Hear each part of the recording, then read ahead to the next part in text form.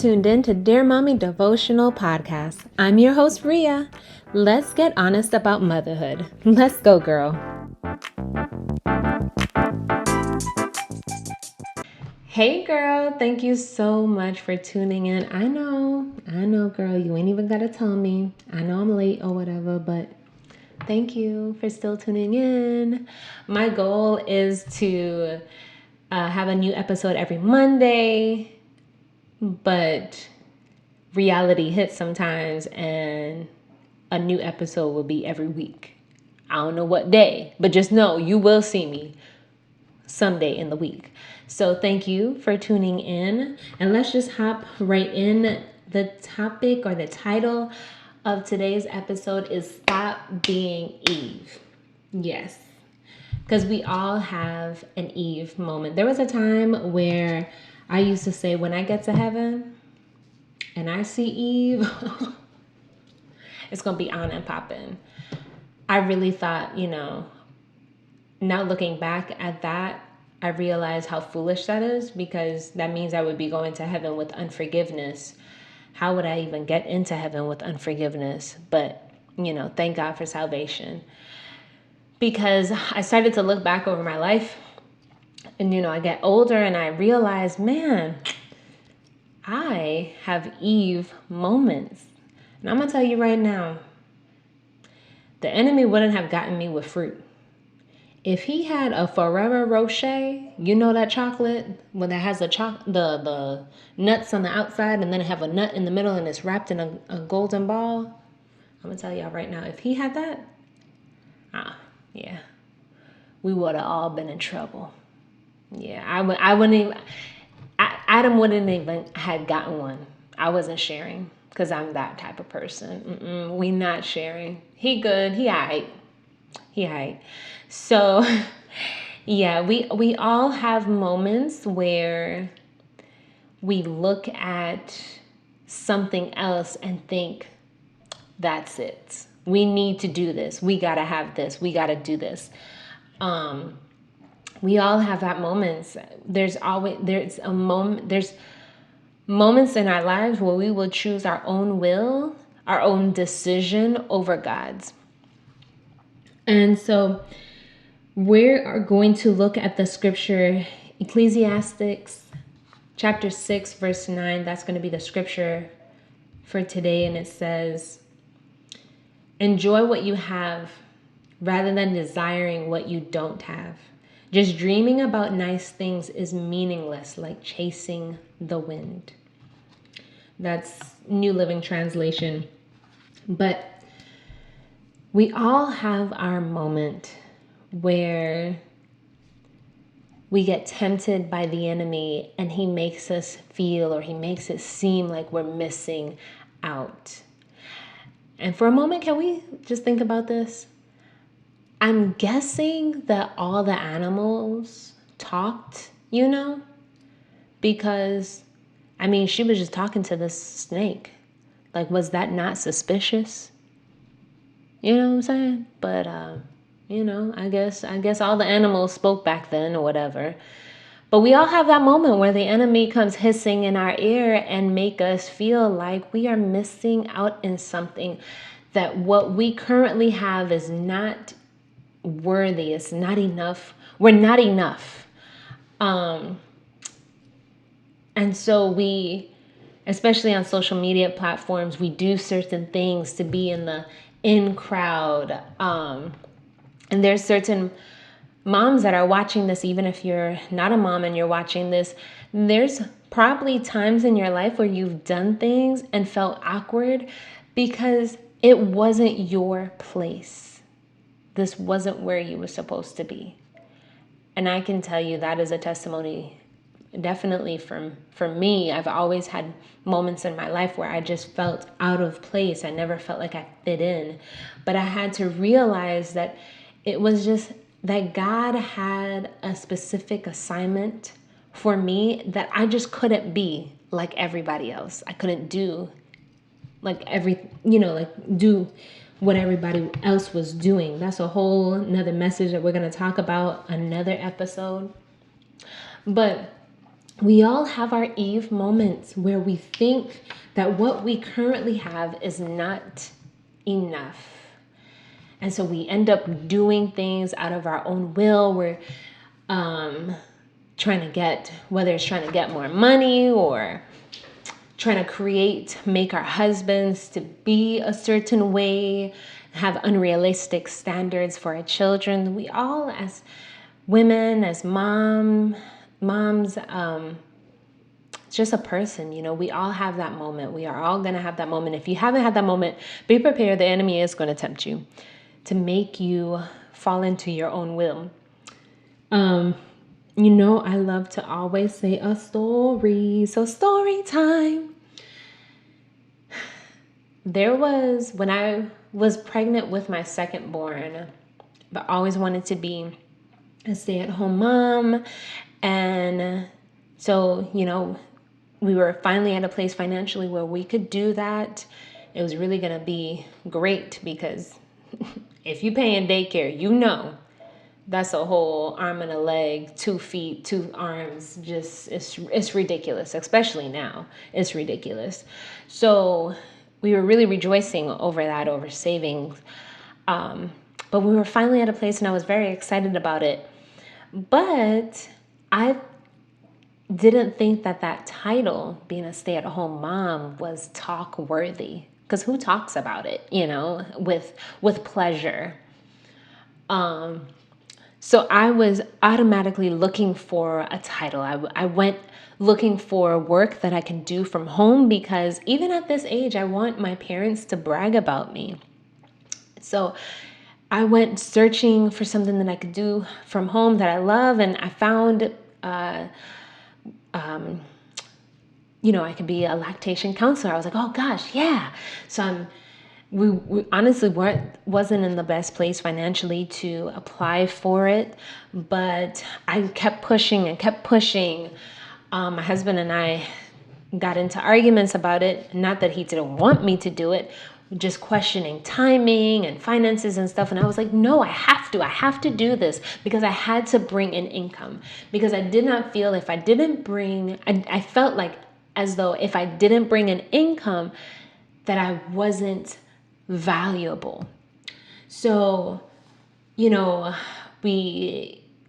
went ahead with it, and as you probably have noticed, it's not in my bio. So I didn't pass the final exam to get the credentials. I got my certificate from the online school, but I didn't pass the final exam for the credentials.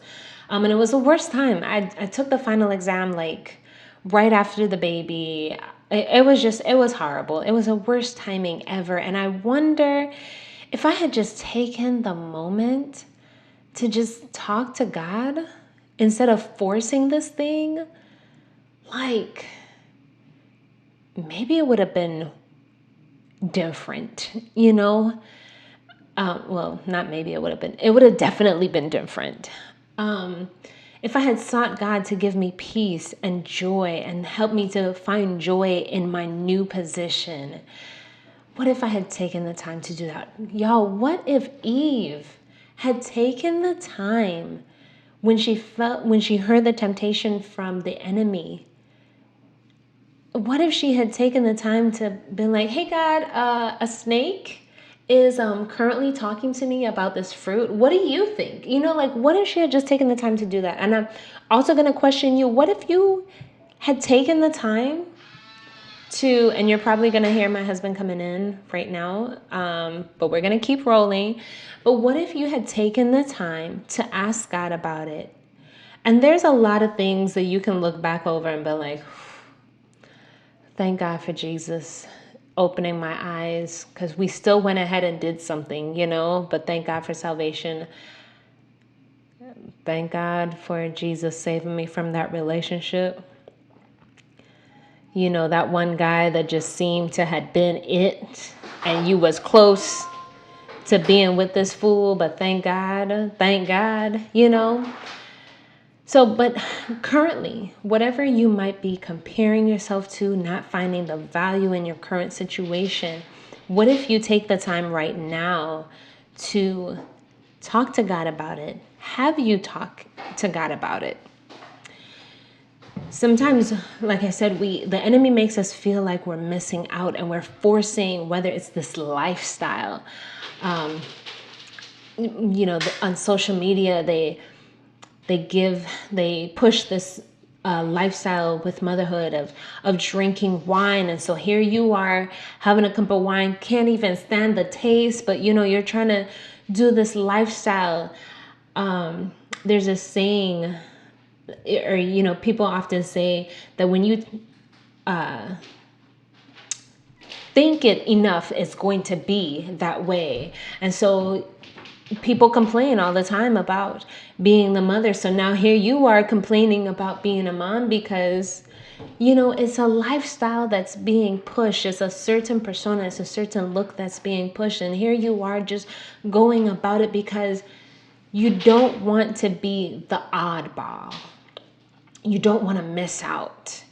But you're forcing this lifestyle, you're forcing this job opportunity, you're forcing this look for your children, or this unrealistic standard for your marriage, because the enemy has made you think that if you don't do it this way, if he doesn't act this way, you're not going to have the right husband. If your children don't act a certain way, they're not going to be perfect. They're not going to do they're not going to be somebody talk worthy. If you don't take this job opportunity right now, who are you going to be? But what if you pause and let God show you who you are? The scripture says, there's a scripture in the Bible that says, I had it written down, but I can't find it. But there's a scripture in the Bible that says that when we seek God, everything else follows. There's no